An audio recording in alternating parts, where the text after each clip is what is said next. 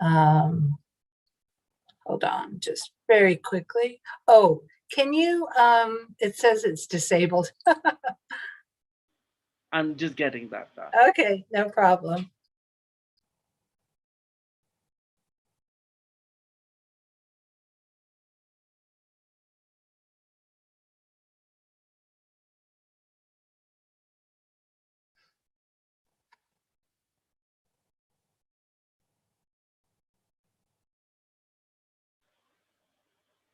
Professor, you have access now for the presentation.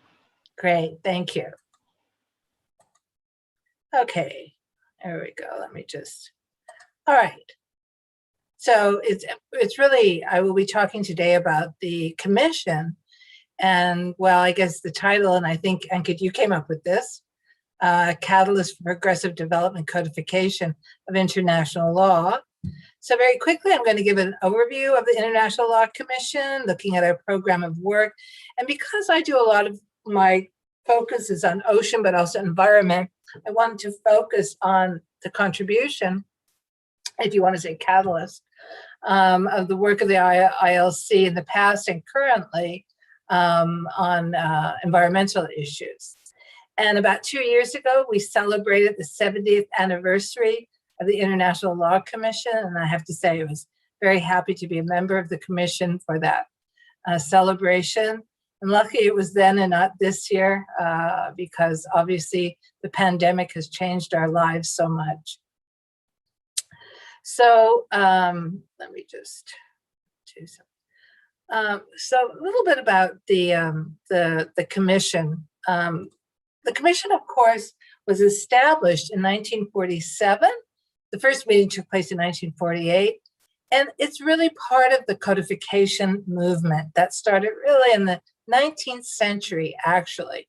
So when you look at that, we're kind of, I would say, one of the last links in that great movement that started. I mean, we're going to be celebrating in 2 years the 150th anniversary of the International Law Association, the Institut du Droit International. These were all from the 19th century, really part of that codification movement. Also, the League of Nations had established a committee of legal experts for the codification of international law, similar almost to how the commission is. And they did convene and examine 3 issues, particularly relating to codification. And then, of course, the League of Nations was replaced with United Nations. And in 1947, the International Law Commission was established. And the International Law Commission is actually a subsidiary body of the subsidiary body of the General Assembly. And it, although it is, well, it's under the General Assembly, of course, it is made up of independent experts. And the independent experts, there are 34 members right now under the current statute, and they're elected every 5 years by the General Assembly, but each of the members serve in their individual capacity, and that's important. So even though a member is nominated by a state, by the government, once they are elected and become a member of the commission, then they're serving in their individual capacity. And of course, what's important about the commission, as well as it's supposed to represent the major legal systems in the world. And so the 5 regions, the UN regions, are represented. So just how it's structured, there's the, we have the commission itself, of course, which meets in plenary, but there's also the bureau, responsible for kind of taking the decisions and the administration of the commission when it's in session. You have the core bureau, which is the chair, the vice chair, and then you have the chair of the drafting committee, you have the general rapporteur, and the second vice president. And then you have the enlarged bureau, which includes special rapporteurs, chairs of study groups, past chairs as well. And of course, the special rapporteurs are appointed for topics that are selected. Then you also have working groups. For example, I'm in a working group, the working group on sea level rise. And the way the commission works, for those of you who have not participated, some of you may have been assistants to some of the commission members. But in the mornings, there's first a plenary, and where the special rapporteur will present the report, and then each of the members will comment on that report. But then in the afternoon, it's a drafting committee, and that's when the members of the commission will get together and do the actual work of the commission. The plenary is open to the public, but the drafting committee is closed. So what I'm going to do is just go a little bit, I'm going to give you a little bit of background of how the commission works. So first of all, what is the mandate of the commission? The mandate is for the progressive, for the promotion of the progressive development of international law and its codification. So although to be quite honest, most of the work, by far, most of the work of the commission deals with public international law, but the statute specifically says that it's not precluded from entering the field of private international law. But again, it really has been much more on public international law. So the core work of the commission is progressive development of international law and its codification. But this is something that's talked about quite a bit. What do we mean by progressive development? Well, the statute gives us some guidance, which is important. And basically it says it's used for convenience. But what it means is that the function of the commission is to prepare draft conventions. That's really what the original intent was, but we can talk about later how that has changed a little bit. Draft conventions on subjects which have not yet been regulated by international law, or to which the law has not yet been sufficiently developed in the practice of states. So this is de lege ferenda, developing law. By contrast, codification of international law, again, used for convenience. So what this means is it's not hard, it's not cast in stone, but it means the precise formalization and systematization of rules of international law in fields where there already has been extensive state practice, precedent, and doctrine. This is important because there's, in the commission, there's, and outside, there's debate about whether the work of the commission should be identified as being progressive or whether it's codified. But I think what's really important to understand, particularly since the title is a catalyst, that the commission is not narrowed into only codification of customary international law, right? Of taking what is established state practice, but it can go beyond that. And that I think is important. Now, whether we have to actually identify that or not, there's a difference of views on that. I personally don't think it's critical, but some do feel that it is important. So now it's important also to understand the role of governments. And to make the International Law Commission, of course, is a subsidiary body under the General Assembly, but really working in association with the legal committee, which is the sixth committee.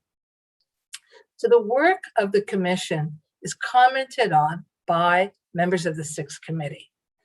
This is important because, for example, I mentioned already there are other important associations, expert legal bodies that are also engaged in codification, such as the International Law Association or the Institut du Droit International, but they're independent private organizations that do not directly interact with states, whereas the work of the commission directly is reviewed and commented by states, and that has impact. It's very important. So that's something to keep in mind, is that interrelationship. Now, so the statute also outlines this, that in fact, the states can actually refer a proposal or draft convention for the commission's consideration. The governments can actively share their view of the work of the commission, which they do. And we're going to talk about on the statute how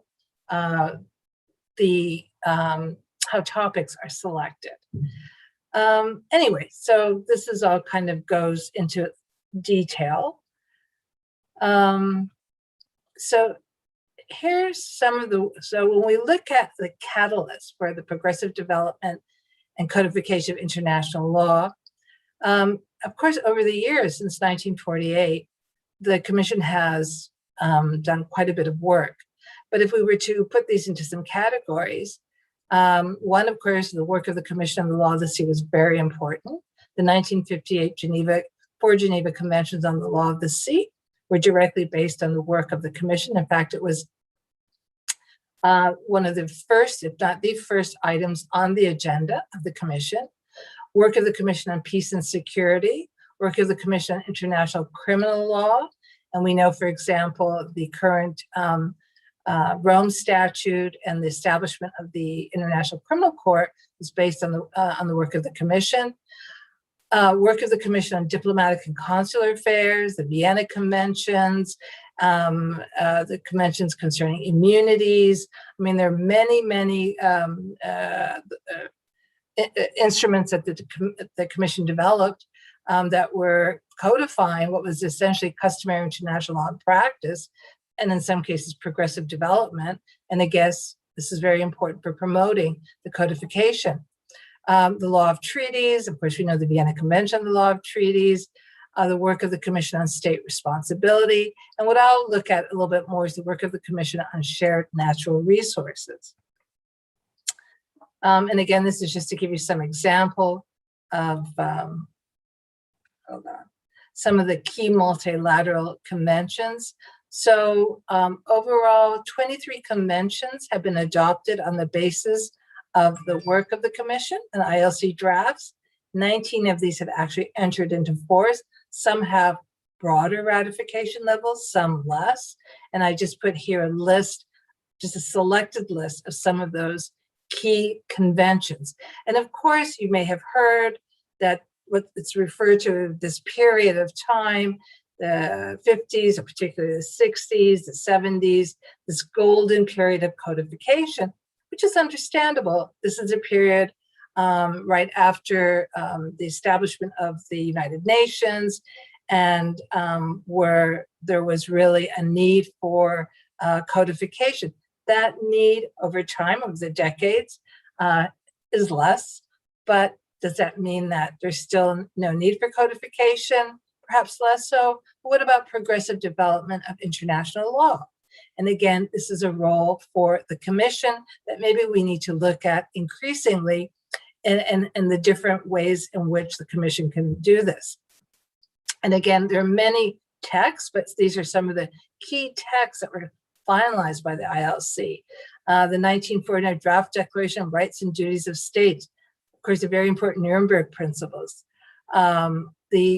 You may be all very familiar with, of course, the Articles on the Responsibility of States for Internationally Wrongful Acts, probably one of the most famous and impactful works of the Commission, even though it is not a convention. And that's an ongoing debate right now, whether it should be a convention or whether it should remain as it is, because it's deemed now to reflect customary international law. And now, of course, when we look at what are some of the recent texts finalized by the Commission, and these, except one, I was in the Commission during that time. Well, there's no longer draft, they've been adopted. So the Articles on Prevention and Punishment, Articles on Crimes Against Humanity, the draft conclusions or the conclusions on subsequent agreements and subsequent practice in relation to the interpretation of treaties. The special rapporteur for this was Georg Nolte, and he is now a member of the International Court of Justice. Another important work, and is already used quite a bit, is the draft or the conclusions, because it has been adopted, conclusions on identification of customary international law. And we also have the articles on the protection of persons in the event of disasters, which again is being considered for possibly being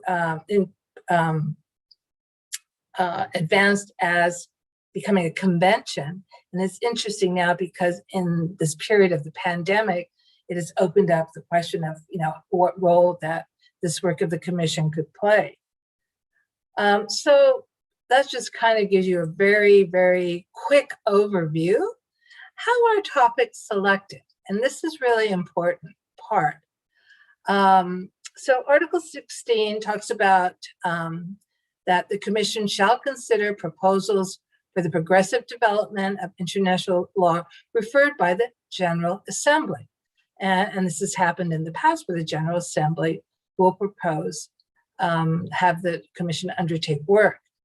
But it can also be members of the United Nations, principal organs of the United Nations other than the General Assembly, specialized agencies or official bodies established by intergovernmental agreements, can also propose to the commission to undertake work. And this did happen in the past, but over the years, we really see that there has been a real drop in this type of external topic proposal.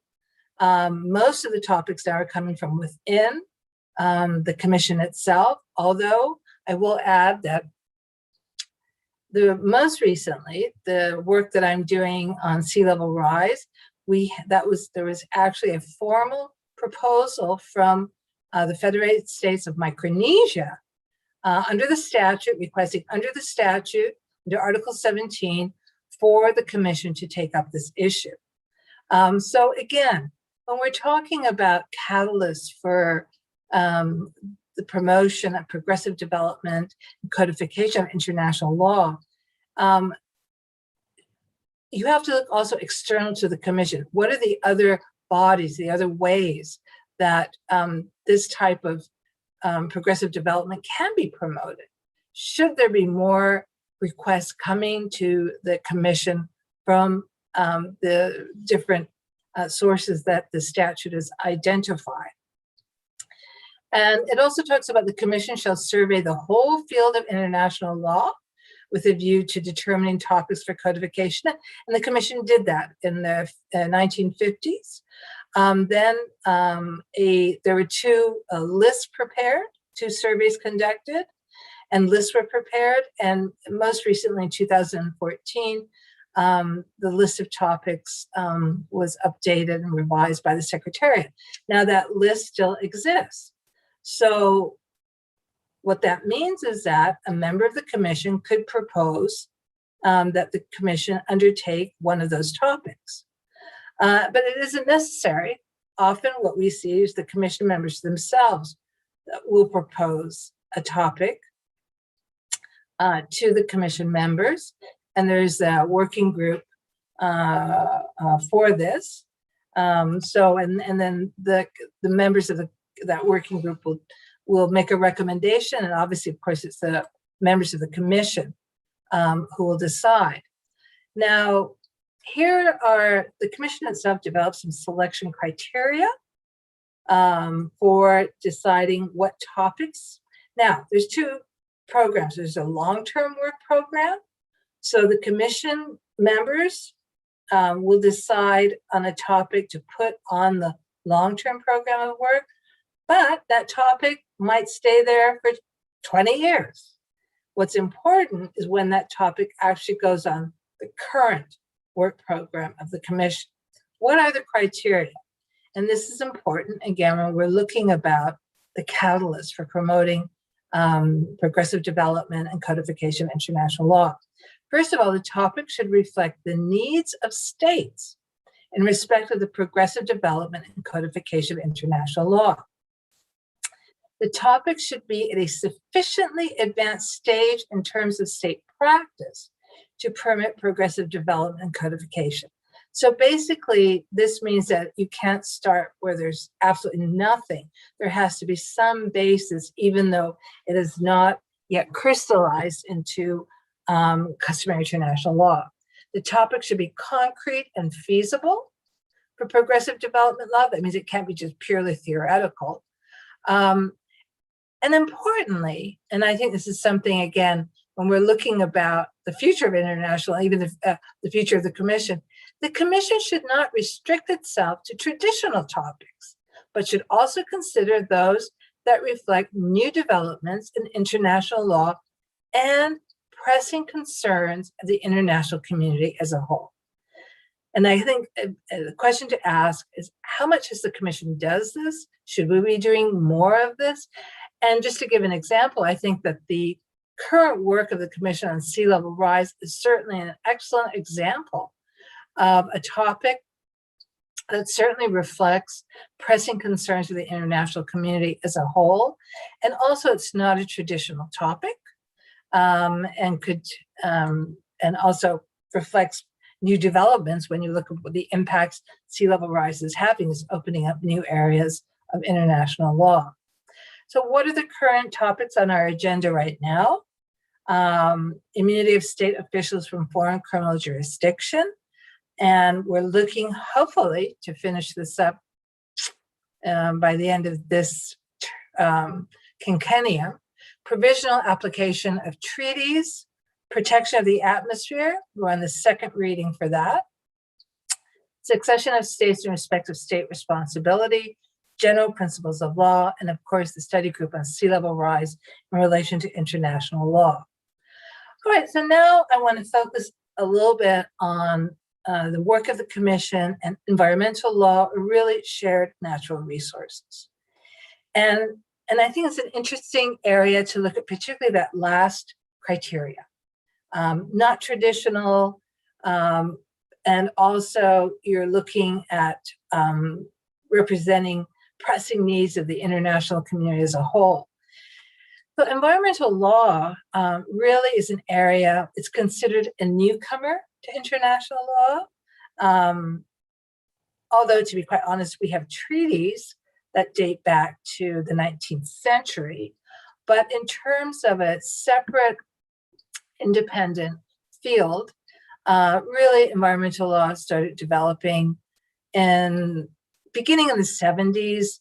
There was the 1972 Stockholm conference, very important. First time governments got together to really address problems of environmental degradation, pollution.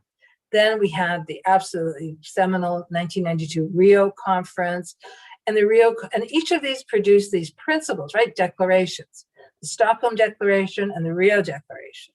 And they also included key principles of international environmental law. Some of these, frankly, reflected customary international law. Others, we would say, were new in the development. So during this period of 1990s, this was really, talk about a golden period of codification for international environmental law. For those of you who study international environmental law, you'll know that there are many, many instruments from the global level to the regional level, binding instruments, soft law instruments. It's probably one of the most complex areas of international law. Now, the Commission, however, is really known for taking on more traditional topics, like the Vienna Convention on diplomatic immunity, Vienna Convention on the law of treaties. These are, of course, the bread and butter, the absolute core of public international law, very important. And environmental law is more a specialized area. On the other hand, though, the Commission played a very important role in developing law of the sea, which is a specialized area. But that's because the law of the sea, the question of the breadth of the territorial sea, was one of the dating back to the first committee of experts for the League of Nations. The issue of the breadth of the territorial sea was really a long-lasting issue. But the work of the commission really was fundamental, and a lot of it still is reflected in the 1982 Law of the Sea Convention. So it didn't disappear. But what's interesting is that the 1982 Law of the Sea Convention was not developed. The draft was not developed by the commission. That went then to a different route. The same with environmental law.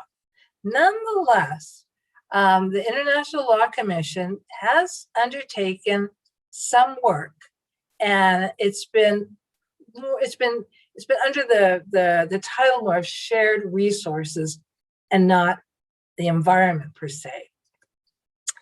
And so what are those? The key work, past work that the commission has done. The articles on the law of the non-navigational uses of international watercourses, which also include, and I think a lot of people don't realize that, a resolution on confined transboundary groundwater. The 2001 articles on the prevention of transboundary harm from hazardous activities. And remember, this is also the same year. This was the other side of the articles of state responsibility for internationally wrongful acts. But here we have the articles on the prevention of transboundary harm from hazardous activities. 2006, the principles on the allocation of loss in the case of transboundary harm arising out of hazardous activities. And then, very important, the 2008 articles on transboundary aquifers. And I'm going to talk a little bit more about those.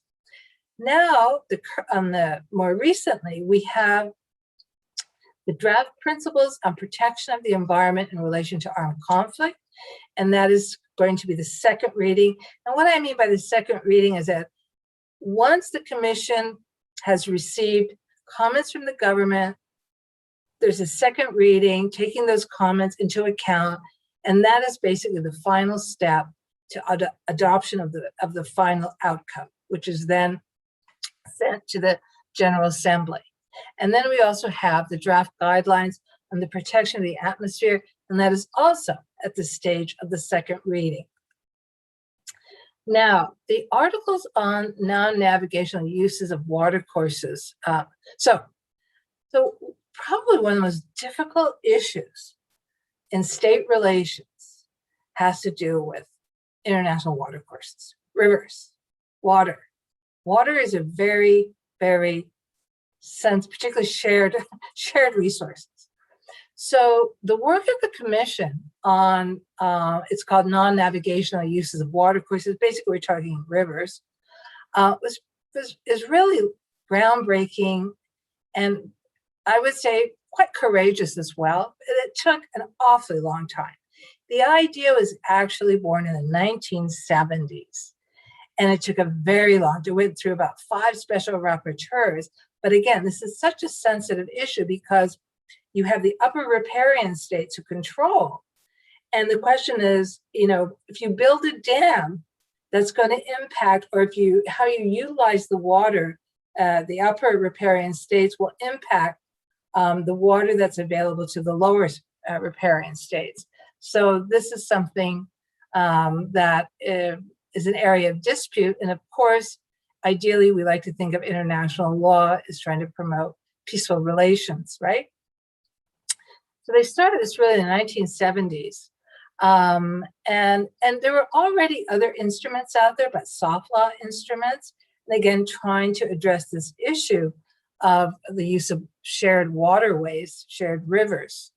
And I've listed some of these right down there, but I won't read through all of them. So after about 20 years, 5 special rapporteurs, the articles were adopted. And when we say draft articles, when you see the word articles, that means that the intention is they should be then hopefully become conventions, a treaty. So they were adopted. And then the General Assembly adopted, with some modification, was adopted as the International Watercourse Convention. I mean, it's the short form, in 1997. So over 20 years. But it took a really long time, another 17 years, before it entered into force. And even then, it's all that work. And what's too bad is that, again, the level of ratification is very low. And on top of it, there's also another competing instrument. It's a regional, it's the UNECE, which is somewhat regional instrument also on water courses. Hold on just a second. Yeah, the 1992 UNEC Water Convention. Nonetheless, the reason I wanted, the Water Course Convention, based on the work of the Commission, adopted some important principles. The principle of equitable and reasonable utilization of waters, and also the optimal and sustainable utilization of waters. Article 7, the obligation not to cause significant harm. And we know that this is a rule of customary international law, the Trail Smelter case, significant harm, transboundary harm, of course. Duties of cooperation, procedural rules, the duty to notify neighboring states of possible harm and consult with them concerning activities that may have negative adverse effects. And also, this is part of the duty of cooperation as well, is the duty to regularly exchange information and data.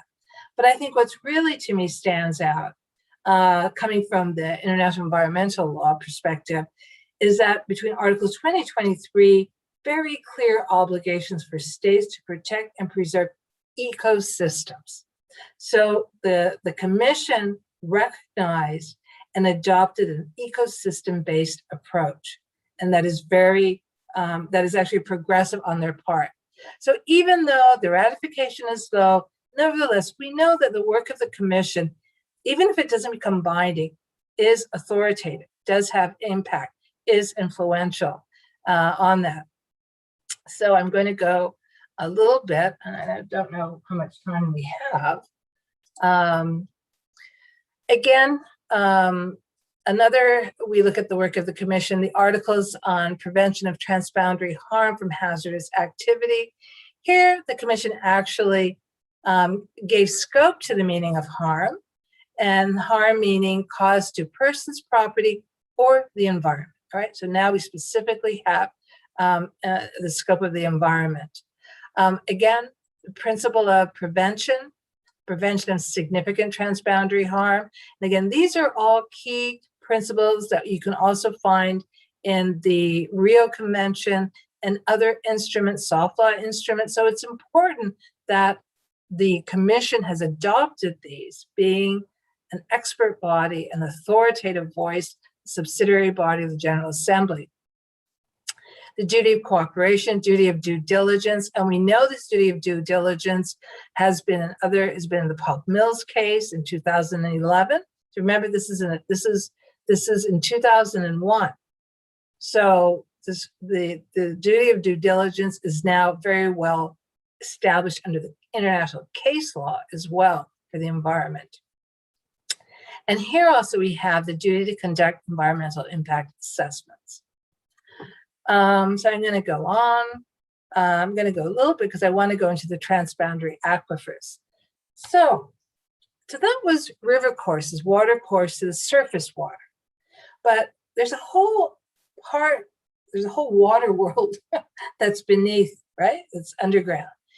And it's also, whether you look at water that's directly associated to the river or you're looking at the hydrological basin.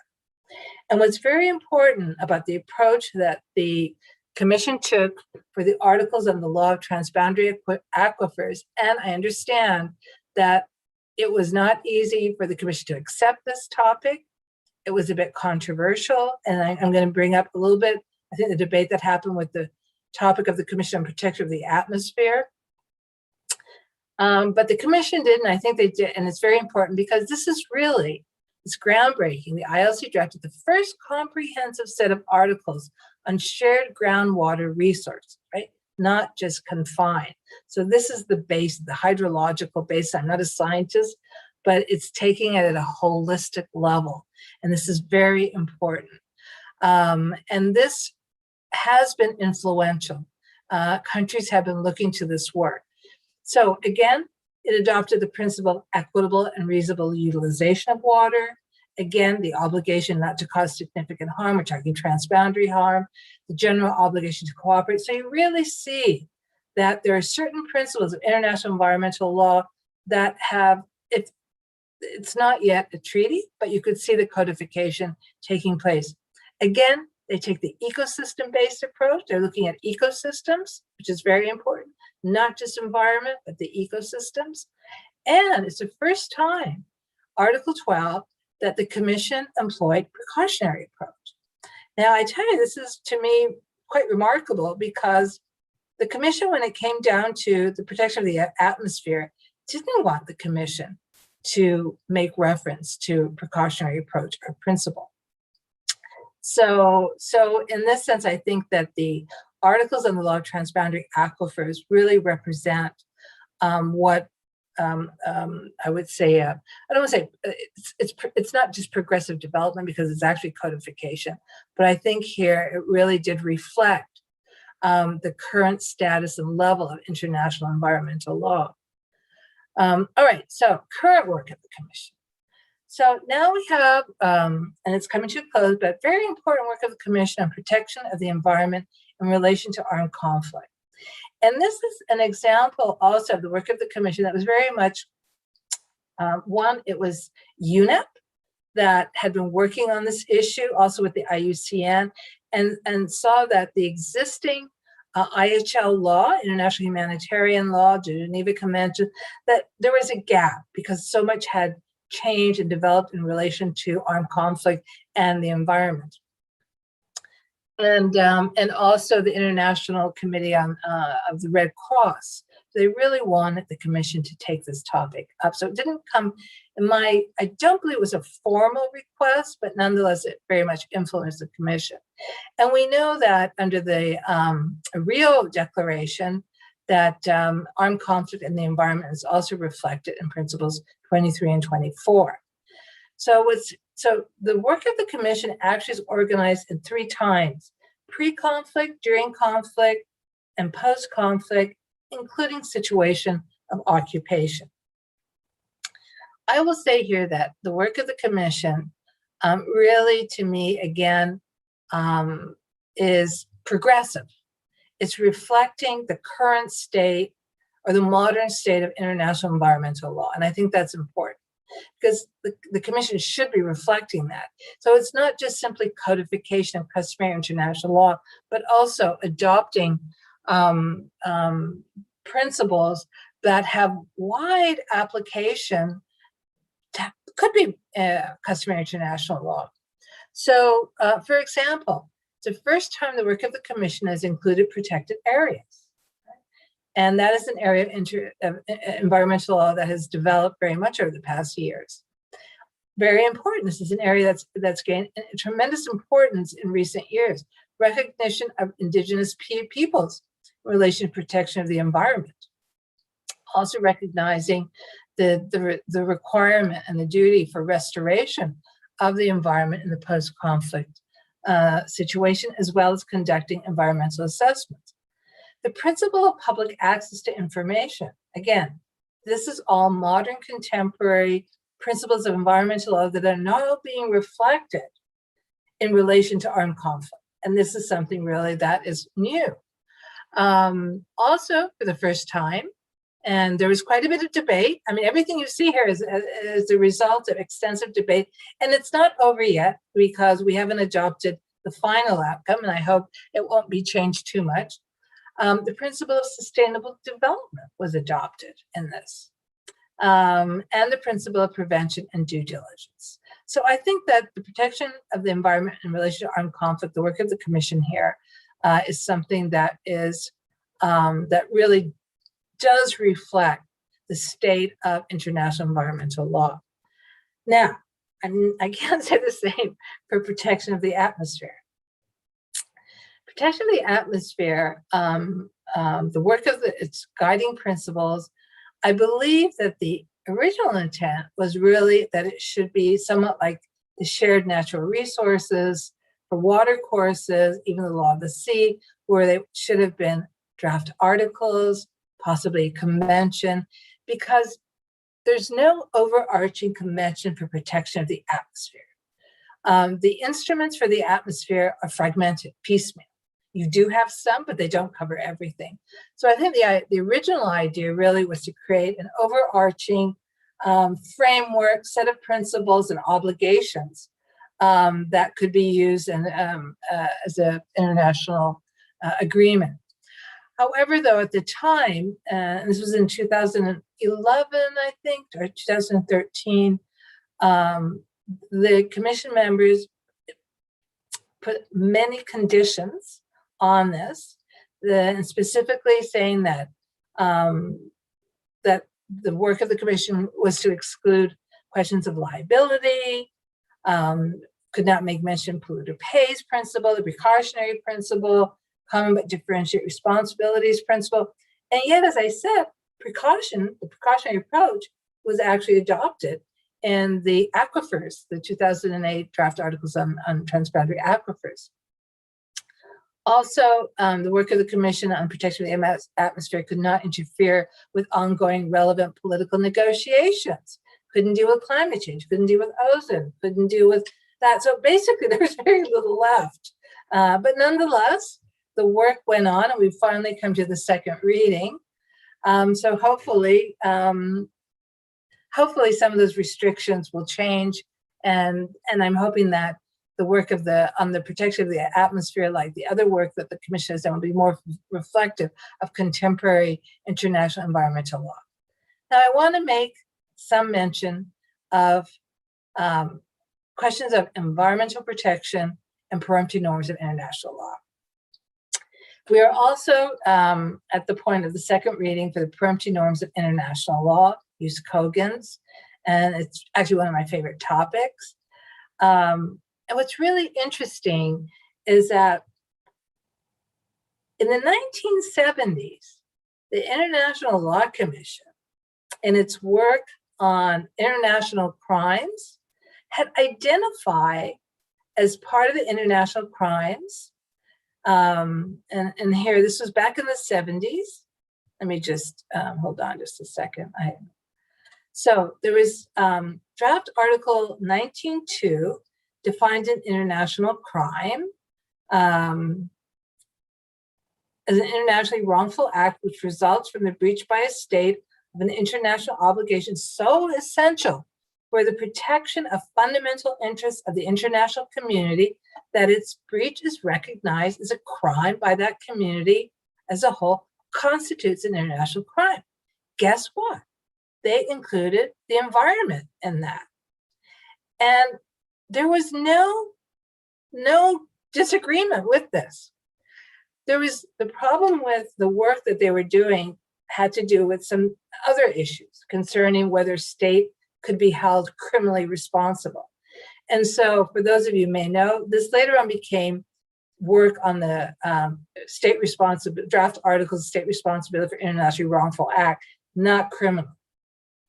But what's really important here is that back then in the 70s and 80s, it was already recognized by the Commission that the environmental harm, that it could raise to the level of an international crime.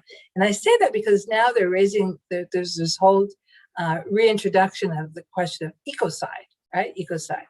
So the Commission was already thinking about that. Same with the code, the work of the Commission on the Code of Offenses against the Peace and Security of Mankind, which later became the Rome Statute.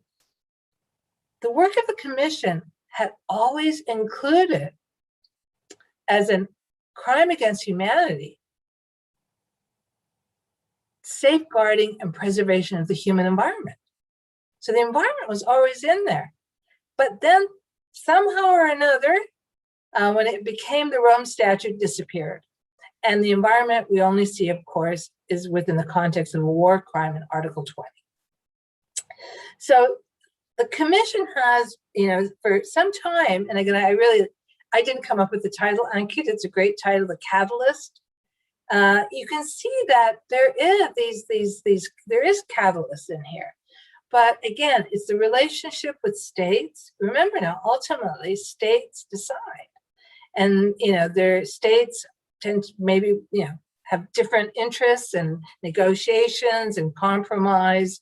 So it's very interesting. But now the reason I raise that is the work of the Commission on Use Cogents and Peremptory Norms is important because it's going beyond the Vienna Convention on Law Treaty. And again, there we know that the whole concept of use cogents, peremptory norms, was introduced came into the codification process through the Commission.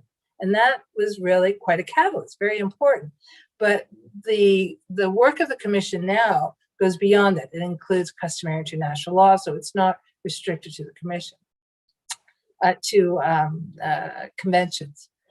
So the draft conclusions also include an annex.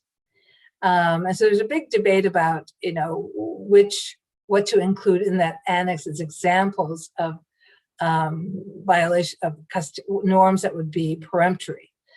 And we agreed that we didn't want to create a list that would somehow or another be misinterpreted as if it were an exhaustive list. So it's a non-exhaustive list, and it only includes those peremptory norms that the Commission in the past had already identified. And specifically, we raised the issue, some of us, that it is perfectly possible that perhaps in the near future, that environmental protection at some level, and this is where it comes into definition, will fall into such peremptory norm. And so we have to think about that. But again, the work of the Commission here does leave that door open, but ultimately it will be up to states to do that. And then, of course, there's the work I'm doing on sea level rise. It doesn't have, but one thing, it does not include environmental protection. That has been right now excluded. Maybe later on it could be added. There are 5 members of the study group, myself, my co-chair for the Law of the Sea is Bogdan Orescu, who happens also to be Foreign Minister of Romania, Jacube Cisse from Cote d'Ivoire, Patricia Galvao-Teles from Portugal, and Juan Jose Ruda Santalario from Peru. And we're looking at the 3 issues, law of the sea, protection of persons and human rights, basically, and also loss of statehood. Bogdan Orescu and I completed our first issues paper. You can find it on the website. And we hope to have our first meeting of the open-ended study group this upcoming session. Now, some of you may be aware there's something called the Global Pact for the Environment. And basically it's a project that was started by France. It ended up in the it's a long story. We don't have time for that. But its objective was to take all these principles of international environmental law that we see under the Rio Declaration, Stockholm, and other instruments, the key ones, and put them into one binding treaty to create a holistic, integrated framework for all states to recognize certain principles. It didn't happen, but one of the issues that came up was, is this something for the ILC to do? Would that be a role for the ILC?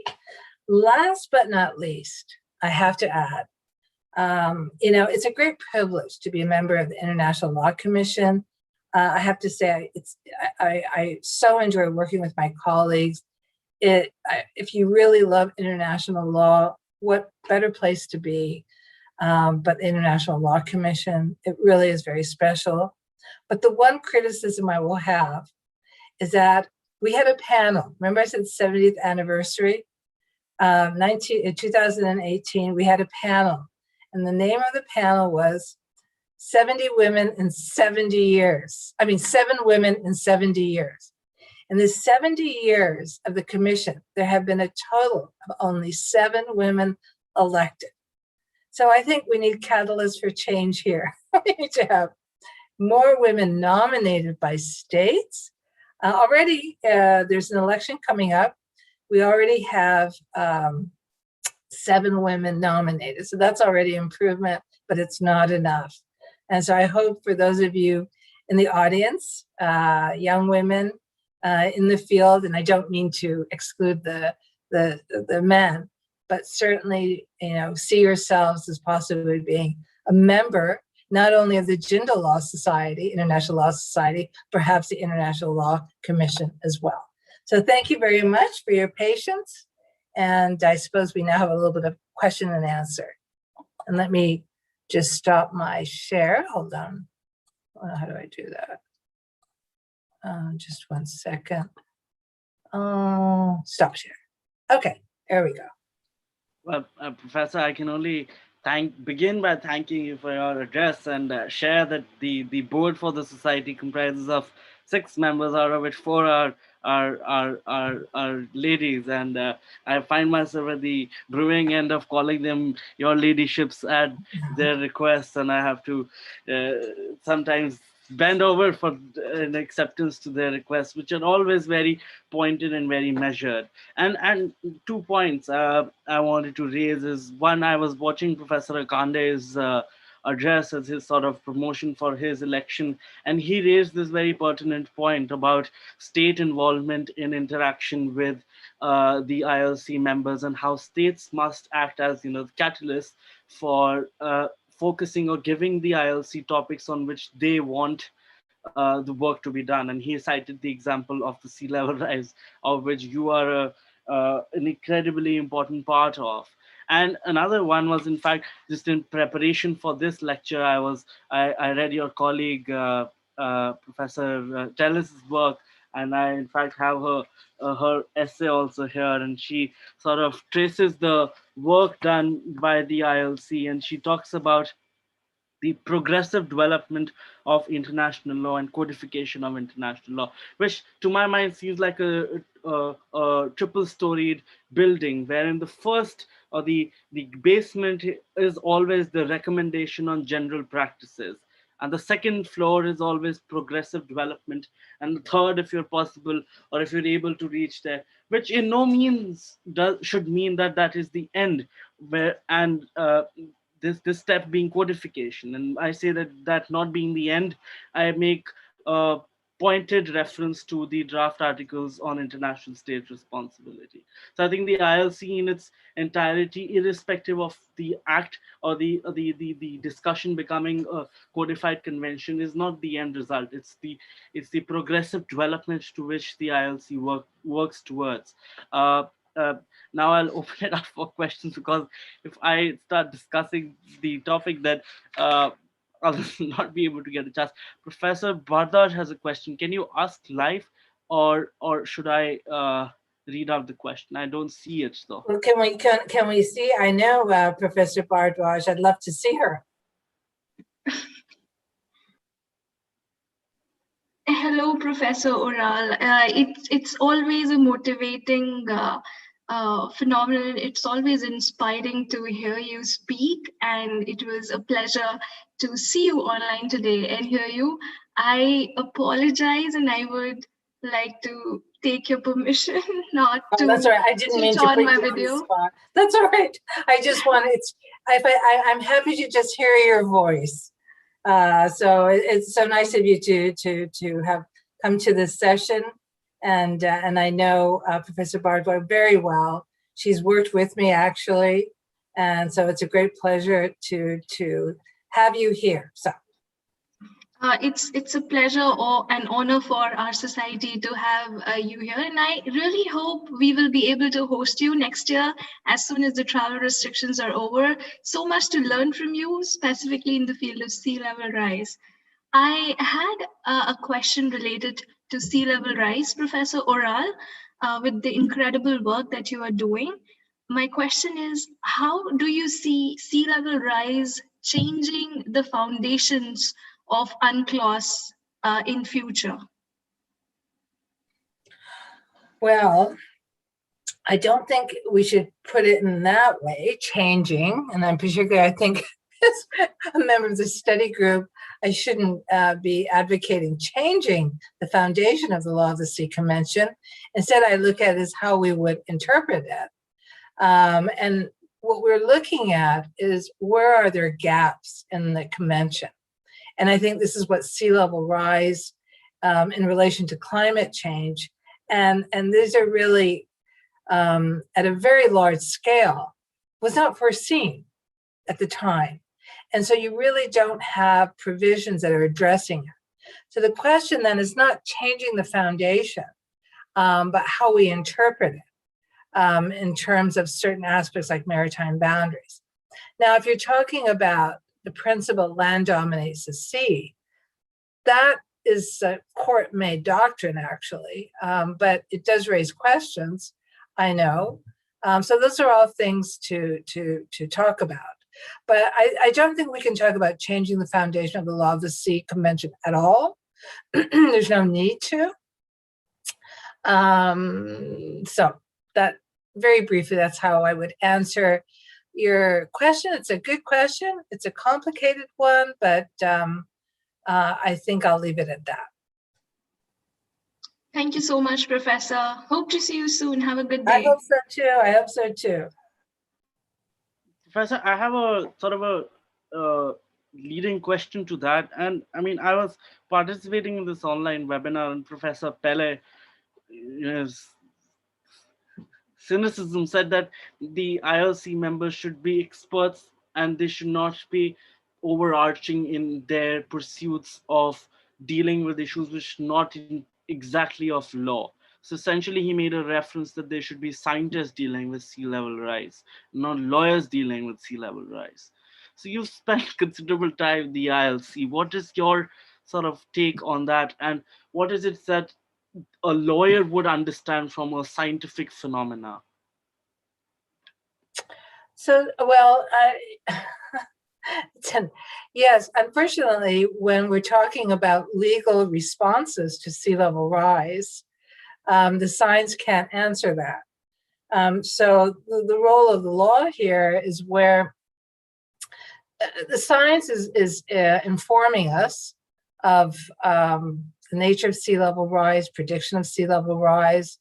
But ultimately, the role of the lawyer here is where there are consequences, and these are real consequences.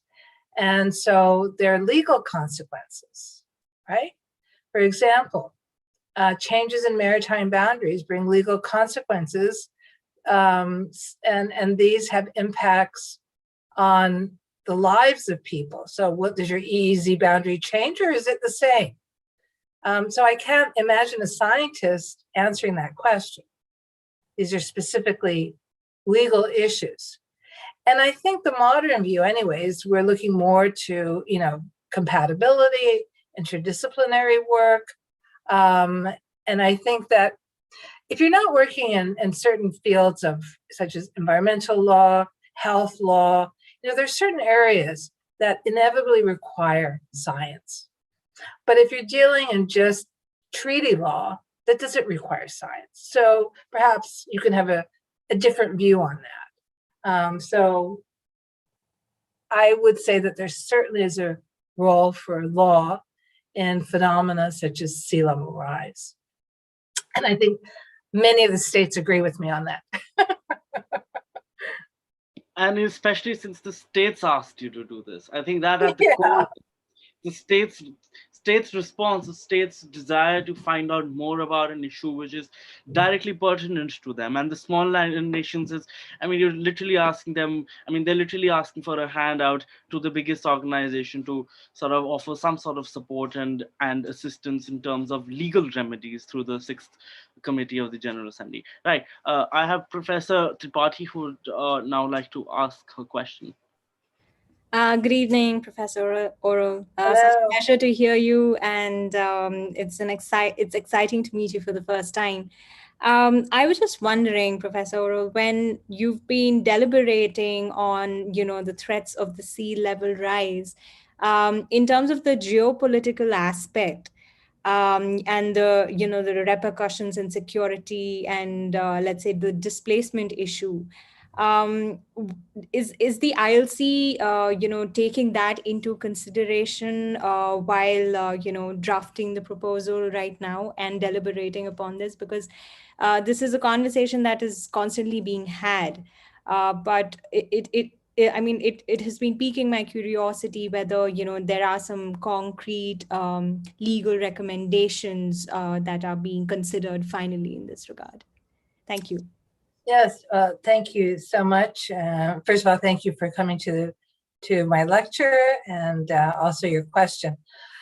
Yes, sir. I mean, geopolitical considerations absolutely important. And let's face it, sea level rise, it will impact directly millions and millions of people, including India, indirectly the whole world. Because issues such as we know that there will be displacement of persons, and as it is, we know the world already is unable to deal with this issue. So, but having said that, so the work of the commission, right now we're at the very initial stages. And I have to say that we are being conscientious because we're dealing with, states have sensitivities. We have to be mindful of those sensitivities. On the other hand, I think our role is somewhat guiding states. And what we've done is, where are the gaps? We come to certain observations, conclusions, and hopefully at the end, when we do finish, we've just started, in our final report, we will be able to make perhaps recommendations, or something of that sort. But it's too early for me to say at this point, at least guidance. And I think the states, obviously, we've been commissioned to do this. There's some expectation. But what we're not supposed to do, and we shouldn't, and that's why the question asked about the foundation of the Law of the Sea. The Law of the Sea Convention is sacrosanct for its parties. And so the idea of changing anything is quite anathema to many, many, many states. But that doesn't mean, we know in modern law that there's a dynamism. There's ways, that's why interpretation, practice, all of this, there's ways of molding how a treaty or a provision is implemented. And I think that's what we're looking for. Thank you so much. If I could just add just one point, obviously the impact of the ILC is undebatable, and the contribution that they've made, especially to a growing and a nascent area of international law at one point in time, that such as environmental law. There's one professor that you need laws in place, and then there's one that is the urgency of the situation. And then, as I said, referring back to my old question. Oh, your sound went. So how is it that, do you feel that the ILC should address the urgency of the situation, keeping in mind that the kind of crises that are coming up, they don't really see a timeline or a particular inaugural date? How do you see the ILC functioning in the emergencies that are constantly being thrown at us? Yeah, well, I'm going to say thank you for that question. I tell you what, in relation to sea level rise, we act pretty quickly. So all the members of the study group, we were all elected at the same time. Our first year was 2017. 2018, we had on sea level rise on the long-term program. And 2000, and then on the current agenda, I'm losing track because of the pandemic. What year are we in? 2019 on the current agenda. 2020, we had our first issues paper out. Unfortunately, the pandemic came in. So that's record speed. And I have to say, and I don't mean to be promoting because I'm in it, the study group. But I think it really does show, one, we can work collectively, because there's a practice in the commission of one special rapporteur, and you have a series of special rapporteurs, and it takes a long time, some of this work. They have had study groups in the past, but this is the first time they've had 5 co-chairs. And I assure you, we work wonderfully together. And I think it's a way to address urgent issues. You don't have to have just one person. Why don't we collectively use the great minds of the commission, and we can work faster and do more? And I think that goes into our working methods. And I think the commission does have to be creative, actually. We don't have to be stuck in past practice. That's incredibly hopeful, Professor Roll, because this accusation of international law and generally IOs not adapting to, let's say, the demands of the current challenges. I think this is very, very hopeful. Thank you. Thank you. Thank you so much. Yeah, let's be hopeful. In the spirit of staying hopeful, I will not hold you for very long because I'm sure. I mean, you're ahead of us in terms of time. Yeah, So yeah, it is. It's I don't almost want to- 8:30 here. it's dinner time for you, and we would we hold you any longer. So with that, Professor Oral, I would like to thank you so much once again for agreeing to participate in our Thank you, webinar. Ankit. Thank you. Thank you so And much. thank you so much. We also thank everyone else who's tuned in for the lecture, and we shall now resume next week when we discuss the decolonization of the high seas by Professor Ranganathan of Cambridge University. Wonderful. So much. Fantastic. You have great lectures. Good for you. You're a new organization, but quite a start. All right. Take care, everyone. Thank you. Thank you, Professor Oral. Such a pleasure to meet you. Okay. Bye-bye.